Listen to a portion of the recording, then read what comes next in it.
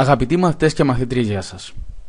Συνεχίζουμε λοιπόν με τη δεύτερη ενότητα του μαθήματος των φυσικών επιστημών και της τεχνολογίας με γενικό θέμα η θερμότητα στη ζωή μας.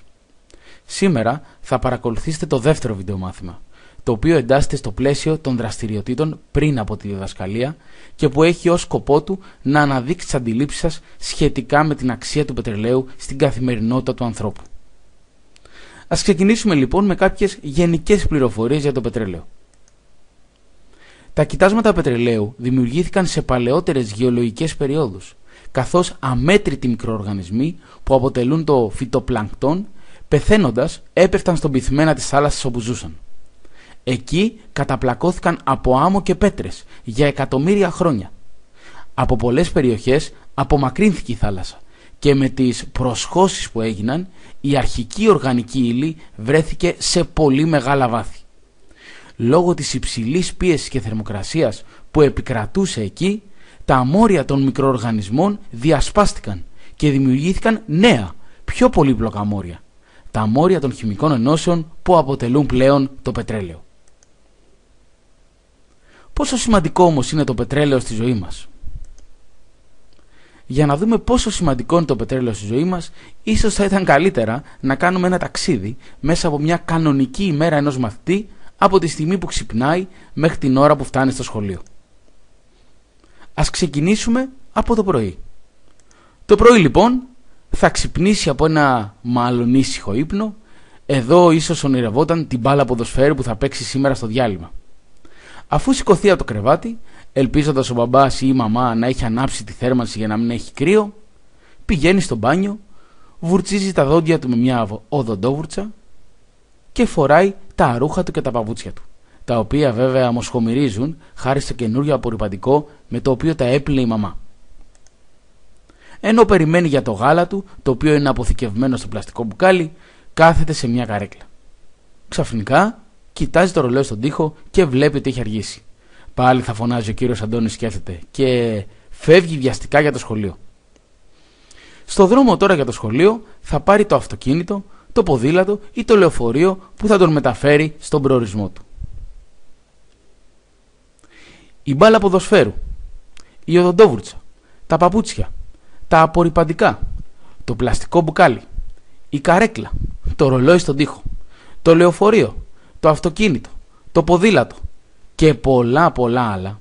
Αν δεν το ξέρετε ήδη, σας ενημερώνω ότι είτε φτιάχνονται εξ ολοκλήρου ή κάποια τμήματά τους από κλάσματα του πετρελαίου. Έχουν δηλαδή ως πρώτη ύλη το πετρέλαιο και δυστυχώς δεν είναι τα μοναδικά. Το πετρέλαιο ως πηγή ενέργειας. Το πετρέλαιο χρησιμοποιείται ως καύσιμο σε πολλά μηχανήματα. Θυμάστε που στο πρώτο βιντεομάθημα με θέμα την ενέργεια είπαμε ότι η ενέργεια έχει μέσα της έργο και εμείς προσπαθούμε να πάρουμε από μέσα της το έργο αυτό. Αντίστοιχα, η ενέργεια που είναι αποθηκευμένη στο πετρέλαιο προέρχεται από την ενέργεια που οι μικροοργανισμοί που είχαμε πει αποθήκευσαν από τον ήλιο και την τροφή τους.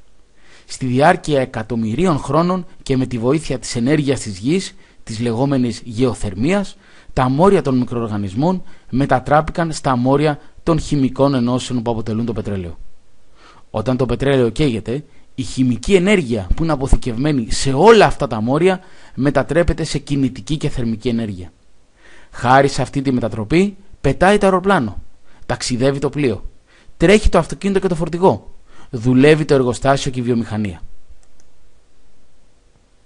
Μερικά μάλιστα από τα εργοστάσια της ΔΕΗ χρησιμοποιούν ως καύσιμο το πετρέλαιο. Τα εργοστάσια αυτά ονομάζονται θερμοηλεκτρικά. Ένα σημαντικό μέρος της ενέργειας που χρησιμοποιούμε στα ίδια μας τα σπίτια προέρχεται από τη μετατροπή της ενέργειας του πετρελαίου σε ηλεκτρική. Η βιομηχανική παραγωγή κάθε χώρας, αλλά κυρίως η καθημερινή μας ζωή, εξαρτώνται σε σημαντικό βαθμό από το πετρέλαιο.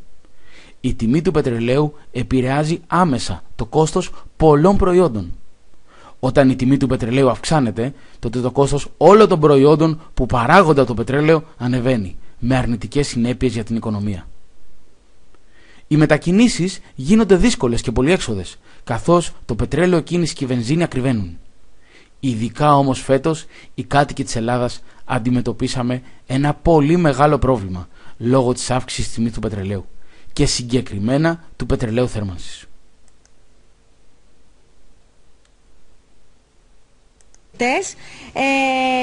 Τώρα να πάμε σε ένα άλλο θέμα, το οποίο επίσης είναι πάρα πολύ σημαντικό και έχει να κάνει με το πετρέλαιο θέρμανσης, το οποίο θεωρείται πλέον είδος πολυτελείας, με αποτέλεσμα οι παραγγελίες στα πρατήρια της Αλεξανδρούπολης να είναι σχεδόν μηδαμινές, με τους πρατηριούχους να προσπαθούν να βρουν τρόπους για να διευκολύνουν τους καταναλωτές. Οι καταναλωτές από την πλευρά τους αναφέρουν πως φέτος θα περιοριστούν στην ποσότητα που αγόρασαν πέρυσι και λένε πως δεν πρόκειται να αγοράσουν άλλο, αναζητώντας διαφορετικούς τρόπους πιο οικονομικούς για να ζεσταθούν. Συνεχής είναι οι συνελεύσεις στις πολυκατοικίες με τους ενίκους να συμφωνούν σε ένα πράγμα. Πετρέλαιο φέτος δεν έχει. Η υψηλή τιμή πώλησης του πετρέλαιου θέρμανσης είναι απαγορευτική για τους περισσότερους καταναλωτές και όπως είπαν, ο φετινός χειμώνας θα είναι δύσκολος, καθώς τα σπίτια ή θα παραμείνουν κρύα ή θα ζεσταθούν με άλλους τρόπους. Πετρέλαιο βάλαμε? Όχι. Γιατί δεν υπάρχουν χρήματα? Βεβαίως δεν έχω. Πότε θα μπει το πετρέλαιο? Όταν πιάσουν Μπορεί τα και κρύα? ποτέ, κορίτσι μου. Μπορεί και κάτι λένε στην Βουλγαρία έχει κάτι πράγματα. Δεν ξέρω, 70 ευρώ είναι, τι είναι. Θέλω αυτό να πάρω και ηλεκτρική να βάλω. Δεν έχω πετρέλαιο εγώ. Έχω συσσωρευτές, αλλά επειδή και αυτή είναι ακριβή, γι' αυτό ακριβώς το λόγο και με τα air condition. Μόνο με air condition ζεσθενόμαστε φέτος? Έχει να κάνουμε άλλο. Και με τι άλλο θα ζεσθενόμαστε? Μάλλον θα καταλήξουμε στις στόβες της ξύλινες. Εκεί πέρα μας έχουν καταντήσει. Ναι. Εμείς έχουμε ρεύμα, θερμοσυσσωρευτές. Άρα είσαι από τους τυχερούς. Θα πληρώσετε τη ΔΕΗ. Ξύλα, αερόθερμα, air condition και πολλά άλλα, αλλά όχι πετρέλαιο, είναι οι λύσεις που θα προτιμήσουν οι πολίτες για να ζεσταθούν. Ήδη τις αποφάσεις τους, όπως είπαν, τις έχουν πάρει και από τη στιγμή που δεν έχουν χρήματα δεν θα αγοράσουν και πετρέλαιο. Καθόλου πετρέλαιο φέτος? Δεν έχω λεφτά, δεν δουλεύω, κόρη μου δουλεύει. Νοικιάζω 260 και εγγονάκι, ναι. Χάλια.